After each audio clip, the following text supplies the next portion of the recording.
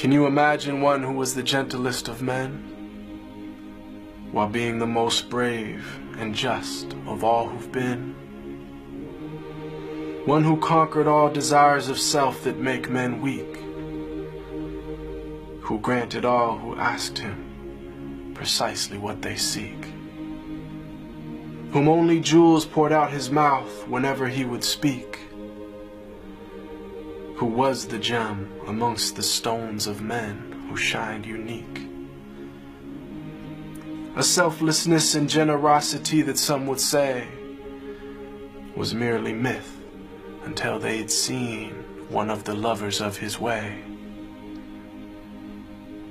who used to mend his sandals, used to patch his clothes, who used to serve his family whenever he was home, who had a noble shyness, not gazing long upon a face, who honored all he ever met, be he king or be he slave, who always felt himself at home the most amongst the poor, who never angered for himself, but only for his Lord, always just, always truthful, conscious of the one,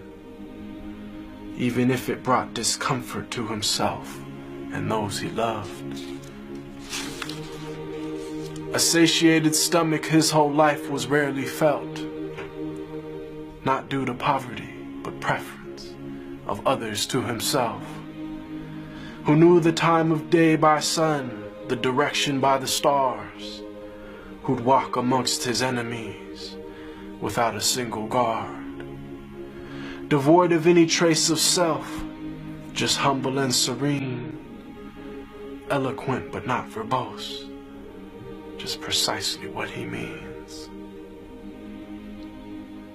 whom all within his company felt light and sacred cheer,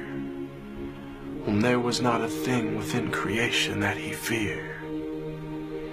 who loved to play with children and run races with his wives,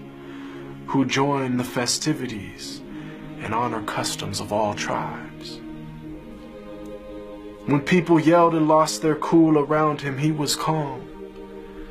who asked forgiveness for his enemies, even as they did him wrong, who kept a goat he'd milk himself for people in his house, whose wives, when asked about him, said he was the perfect spouse, who never looked down on a pauper or flattered once a prince, who called every soul unto the one without even a flinch. Every single gorgeous trait of character he had, of noble lineage, yet he was the orphan of his clan, one imbued with wisdom and piercing inner sight,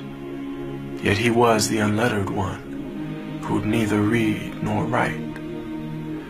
All knowledge and trait of character unflawed were placed inside his very being directly by Allah. The way to salvation and triumph after death, to detachment and joy in life with each and every breath, to walk the righteous path and never falter come what may. May Allah give us success in following his way. They call him Al-Amin, the trustworthy, the honest, and I call him beloved,